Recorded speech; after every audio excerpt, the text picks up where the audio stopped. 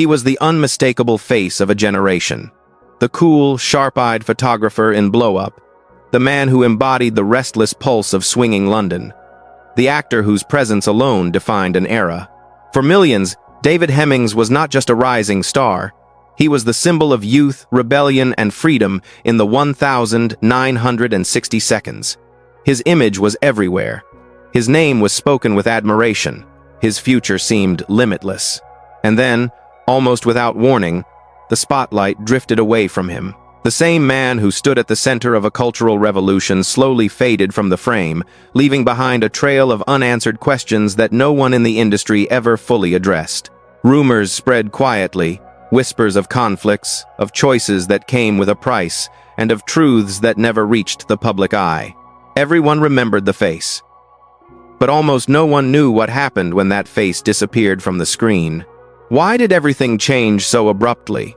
And what really took him away from the world that once adored him? He began as a gifted child with a voice that filled opera halls, a prodigy whose talent seemed destined to carry him into greatness. Yet it was the camera that ultimately claimed him. When David Hemmings stepped onto the set of Blow Up in 1966, he was no longer just a young man searching for his place. He became the face of a cultural shift, the embodiment of London's bold, electric spirit. Headlines celebrated him as the new icon of a decade that reinvented everything from fashion to filmmaking. Directors wanted him. Photographers chased him. Audiences saw something in him that felt unfiltered and magnetic, as if he carried the very language of the era in his eyes. But fame rarely speaks in a single tone. While the world admired his ascent, a different story unfolded behind the curtains. Hemmings moved through studios and sets with a confidence that drew attention. Yet the higher he climbed, the more fragile the foundation beneath him became. His most triumphant moment also marked the beginning of a long, quiet, unraveling one that would slowly push him out of the world he helped define. He shone brightly, captured forever in the frames that made him immortal. But behind the fame, something was slowly breaking. Before he became the emblem of a generation, David Hemmings was simply a boy with a voice that seemed too large for his small world. His childhood was shaped not by privilege, but by discipline and expectation. Music discovered him first. He was thrust onto opera stages while other children his age played in open fields. Audiences adored the young prodigy, yet the spotlight felt more like a cage than a gift. Behind every performance was a lingering truth. He never truly chose this path. It was as if he had been handed a destiny before he was old enough to understand what destiny meant. As adolescence reshaped his voice, the opera world that had embraced him began to slip away. It was a painful transition, one that left him suspended between who he was told to be and who he hoped to become. Acting arrived almost by accident, a small role, a brief appearance, a chance to breathe. But once the camera captured him, something shifted. Directors noticed a certain intensity in him, a restless energy that felt strangely cinematic. He didn't act to impress, he acted to escape. London, in the early 1,960 seconds, was the perfect storm for his transformation. The city pulsed with reinvention, music, art, fashion. Hemmings blended into that chaos effortlessly. He was unpredictable, self-willed, and impossible to mold, which made him stand out in a world built on conformity. Still, the breakthrough he longed for kept slipping through his fingers. He came close many times, but close was never enough. Then came the unexpected invitation.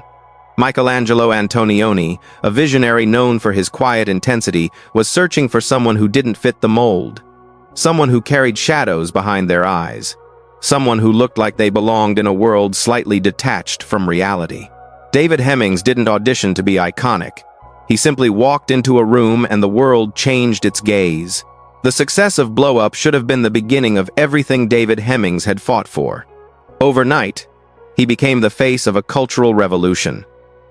The man who captured the dissonance of a decade hungry for change.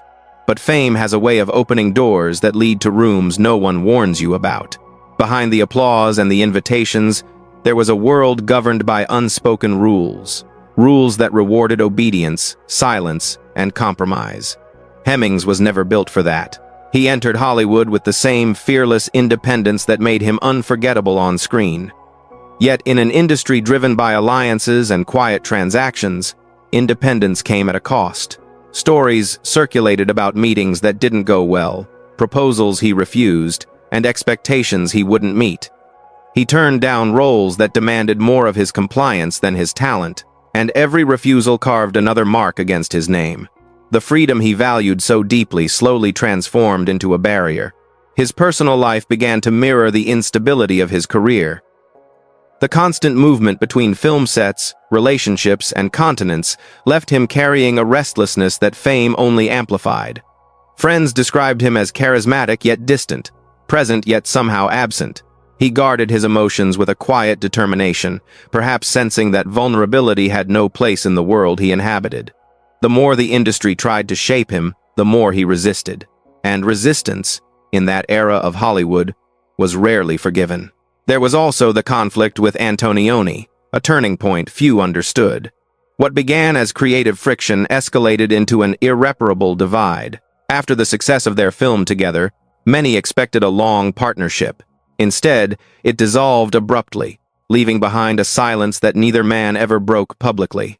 Some called it pride, others called it betrayal. But to Hemmings, it became a symbol of how quickly admiration could turn into distance. Fame had given him everything: visibility, opportunity, a place in history. But beneath it all, it had quietly taken from him as well.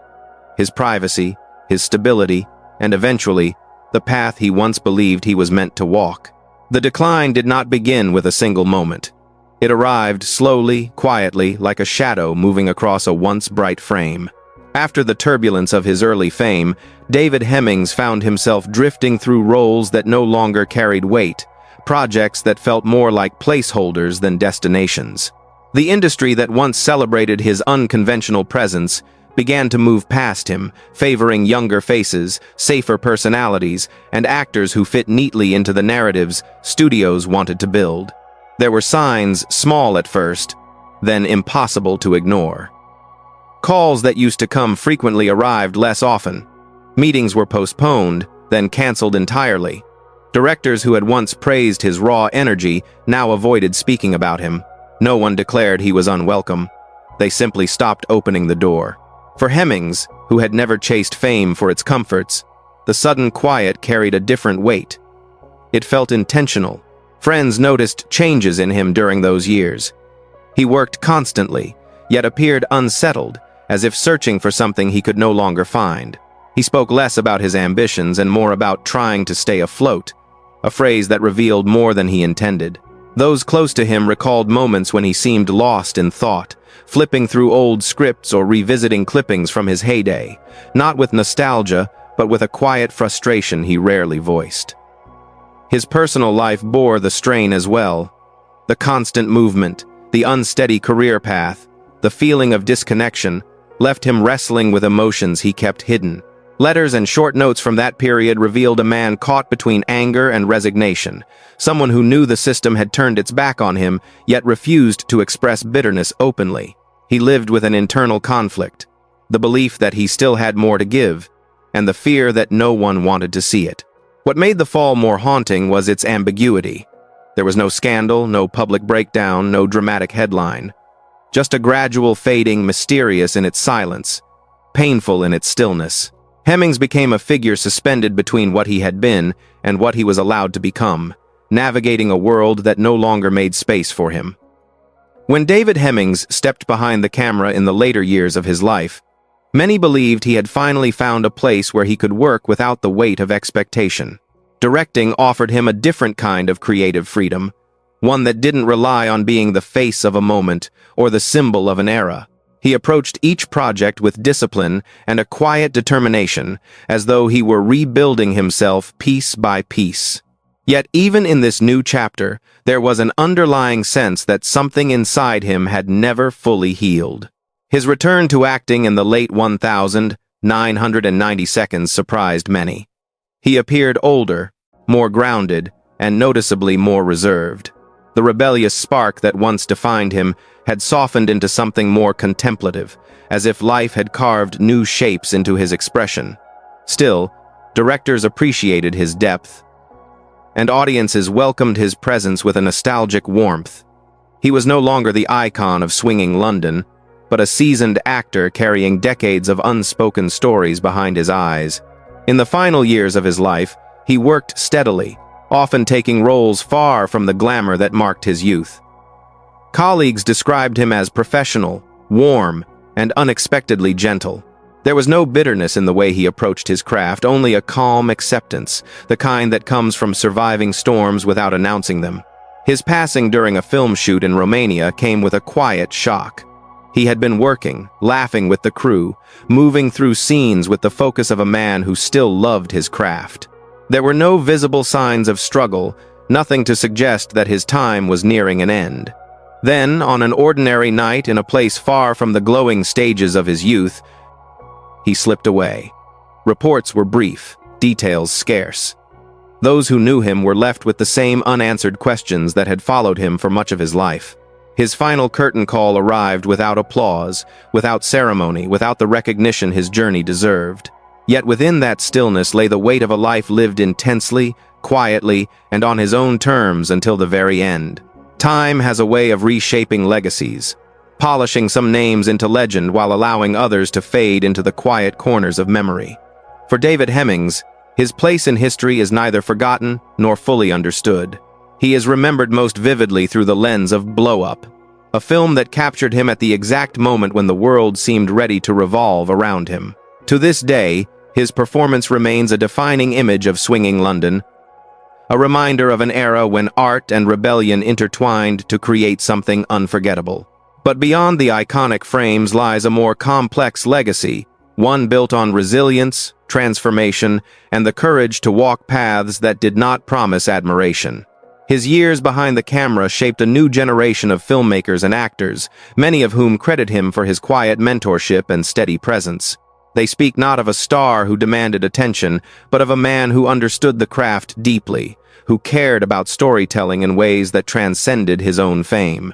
For those who worked with him later in life, Hemmings is remembered not for his disappearance but for his return. His re-emergence on screen revealed an artist who had lived through the unpredictable tides of the industry and emerged with a kind of grounded wisdom. He carried the weight of his past without bitterness, allowing it to become part of the depth he brought to every role. His legacy is not wrapped in spectacle. It lives in the quiet spaces between the frames of his most famous scenes, in the memories of those he touched, and in the lingering question of what more he might have become had his journey not been interrupted. He remains in many ways a presence suspended between fame and silence. His life reminds us that fame is both a spotlight and a veil. David Hemmings stood at the center of a cultural awakening, shaping the look and spirit of an era that still echoes through art and cinema today. Yet behind the brilliance of his early success was a man navigating a labyrinth of pressures, expectations, and quiet battles that the world never fully saw. His story is not simply one of rise and fall, but of resilience, reinvention, and a search for identity that extended far beyond the frame of any film. When we look back on him now, it is impossible not to feel a mix of admiration and melancholy. He was a symbol of youth, creativity, and rebellion. Yet he carried within him the weight of paths lost, opportunities closed, and truths that remained unspoken. His journey forces us to confront a difficult question.